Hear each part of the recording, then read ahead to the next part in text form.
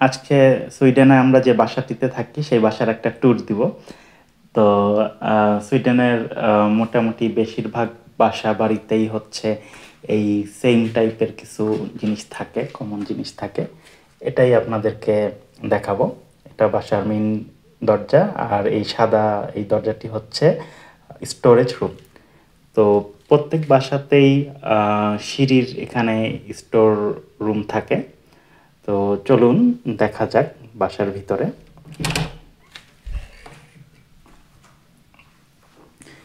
আচ্ছা, আমরা বাসার ভিতরে ঢুকলাম। বাসার ভিতরে ঢুকে এখানে হচ্ছে আমরা কোটগুলো ঝুলিয়ে রাখি। আর এই সামনে গেলে এটা হচ্ছে ডাইনিং রুম। এখানে একটি জানলা আছে, আর এটা হচ্ছে হিটার। প্রত্যেক রুমেই হচ্ছে এক বা দুইটি হিটার থাকে। বিভিন্ন সাইজের হইতে পারে, লম্বা হতে পারে, এরকম ছোট হইতে পারে। তো যেহেতু এটা শীত প্রধান দেশ, তাই সব বাসাতেই সব রুমেই হিটার আছে। হিটার বাড়ানো কমানো যায়। আর সামার টাইমে যখন একটু তাপমাত্রা বেশি হয়, তখন হিটারগুলো আসলে সেন্ট্রাল থেকেই বন্ধ করে দেওয়া হয়। আর প্রত্যেকটি জানালাতেই শেডস আছে। শেডস গুলো এভাবে বাড়িয়ে কমিয়ে আর কি আলো কমানো বাড়ানো যায়।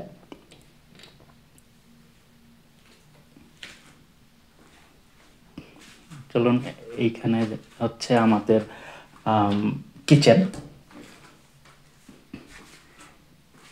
এখানে প্রত্যেকটি বাসার কিচেনের সাথে কিছু জিনিস থাকে, যেমন এই যে এটা দেখতে পাচ্ছেন কিচেন হুড। আর এটা হচ্ছে ওভেন, এই ওভেনে গ্রিল করা যায়। আর এটা ইলেকট্রিক চুলা। এখানে সব বাসার কিচেনেই ইলেকট্রিক চুলা থাকে। এখানে 4টি চুলা রয়েছে। আর চুলা আর ওভেন কন্ট্রোল করার জিনিস হচ্ছে এখানে।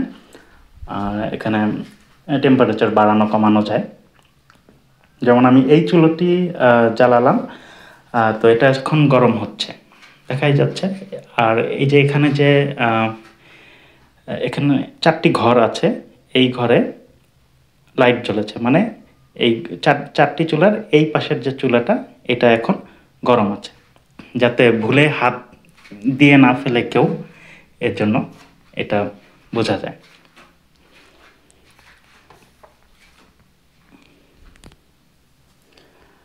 এটা কিচেন হুড। এখানে লাইট জ্বালানো যায়, আর রান্নার সময় যে ধোঁয়াগুলো বের হয় ওইটা হচ্ছে এটা শুষে নিয়ে বাইরে বের করে দেয়।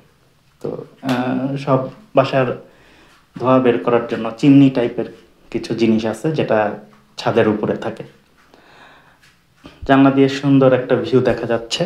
আর এই বাম পাশে এটা হচ্ছে ফ্রিজ। ফ্রিজটাও কিন্তু বাসারই একটা অংশ, দেয়ালের সাথে অ্যাটাচ করা আছে। তো আমাদের এটা তো হচ্ছে ফার্নিশড বাসা, বাট নন ফার্নিশড বাসাতেও আসলে ফ্রিজ থাকে। আর এটা হচ্ছে সিঙ্কের কল। কল দিয়ে ঠান্ডা গরম 2 প্রকার পানি বের হয়। আম, বাম দিকে ঘোরালে, যত বাম দিকে ঘোরাবো পানি তত গরম হতে থাকবে। একদম বাম দিকে ঘোরালে পানি অনেক গরম হয়ে যাবে, হাত দেওয়া যাবে না। আবার ডান দিকে যত ঘোরাবো তত হচ্ছে পানি ঠান্ডা হতে থাকবে। আর এখানে একটা ডিশ ওয়াশারও আছে। প্লেট, বাটি, চামচ, গ্লাস এগুলো হচ্ছে ধোয়া যায় ডিশ ওয়াশারে। আর এখানে দেখেন, এখানে হচ্ছে ময়লা ফেলার জায়গা। এখানে 2টা বিন আছে। 2টা বিনে আমরা ময়লা ফেলি। এরপর এই প্লাস্টিকের পলিথিনটা উঠে এটা হচ্ছে বাইরে ফেলে দিয়ে আসি। ময়লা ফেলার জন্য বাইরে জায়গা আছে, ভালো। আর এগুলো হচ্ছে সেই প্লাস্টিকের পলিথিনগুলো।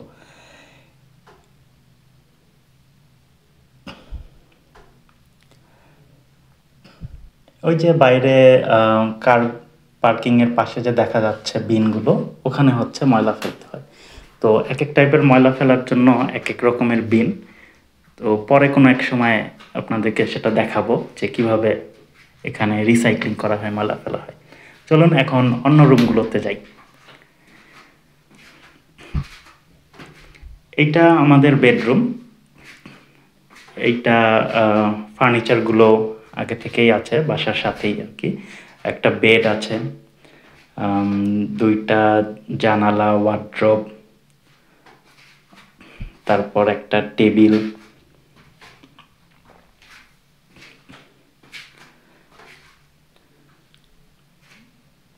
এখানেও হিটার আছে, দুইটা হিটার আছে।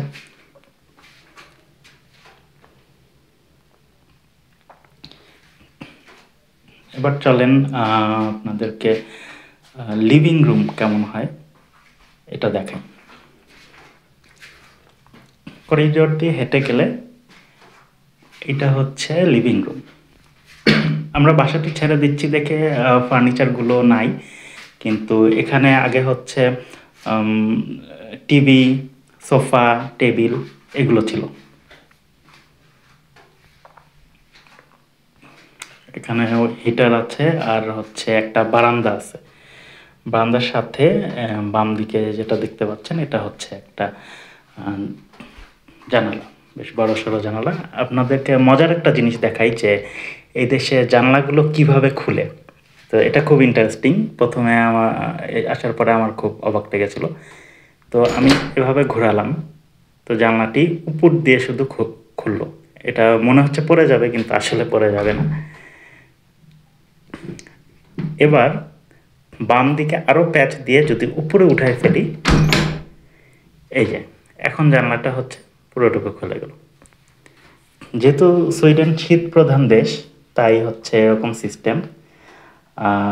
এখানে জানলাগুলো খুবই এয়ার টাইট থাকে, যাতে কোনো প্রকার বাতাস না ঢুকতে পারে। জানলা দরজা সব। এবার আসে বারান্দাটি দেখাই, ছোট্ট একটি বারান্দা। বারান্দা দিয়ে অ্যাপার্টমেন্ট কমপ্লেক্সের ভিউ দেখা যায়। তো এখানে অনেকগুলো অ্যাপার্টমেন্ট আছে, অনেকগুলো অ্যাপার্টমেন্ট মিলে আর কি এই অ্যাপার্টমেন্ট কমপ্লেক্সটা। তো এখানে বাচ্চাদের খেলার জায়গা আছে, কয়েকটি বিল্ডিং পরপরই বাচ্চাদের খেলার জায়গা, দোলনা, স্লিপার এগুলো আছে। আর দূরে যে দেখা যাচ্ছে ছোট ছোট বিল্ডিং, একতলা বিল্ডিং, ওগুলো হচ্ছে লন্ড্রি রুম। প্রত্যেক অ্যাপার্টমেন্টে কয়েকটি অ্যাপার্টমেন্ট মিলে হচ্ছে একটি লন্ড্রি রুম ইউজ করতে পারে। তো লন্ড্রি রুমের হচ্ছে টাইম স্লট থাকে, ফ্রিতেই ইউজ করা যায়। টাইম নিতে হয়, নিয়ে 3 ঘন্টা করে সময় দেয়, ওই টাইমে লন্ড্রি করতে হয়। চলুন এবার অন্যদিকে যাই। এখন করিডোর দিয়ে আবার হেঁটে যাই। আপনাদেরকে এবার দেখাবো হচ্ছে বাথরুম কেমন হয়।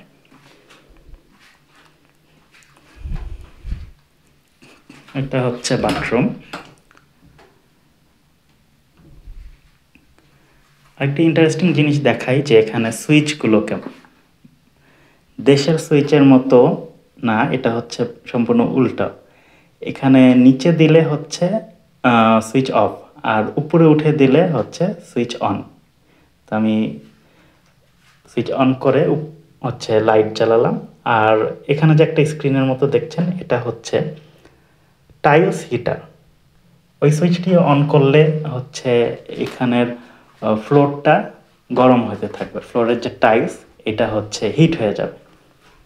তো অনেক ঠান্ডা পড়লে তখন আর কি বাথরুমটা একটু গরম রাখার জন্য এটা। এছাড়া বাথরুমে ওয়াশিং মেশিন আছে নিচে, আর ওয়াশিং মেশিনের উপরে হচ্ছে ড্রায়ার আছে। এছাড়াও নর্মাল যে জিনিসগুলো থাকে, সিঙ্ক, মিরর, কমোড, এগুলো আছে। আর গোসল করার জন্য একটা আলাদা স্পেস আছে, পানি যেন বের না হয়ে পড়ে এর জন্য হচ্ছে এখানে একটা দরজা দেওয়া আছে। আর শাওয়ারে গরম পানি, ঠান্ডা পানি, 2 টাইপের পানির ব্যবস্থাই আছে।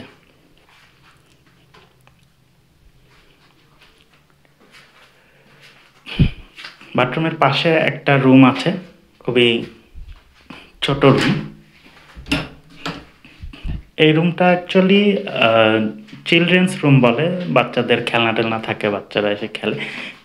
তো আমরা এটাকে স্টোর রুম বানিয়েছি।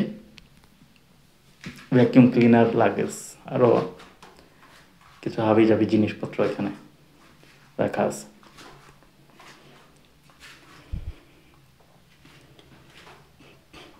তো এই ছিল মোটামুটি এই বাসার একটা রিভিউ।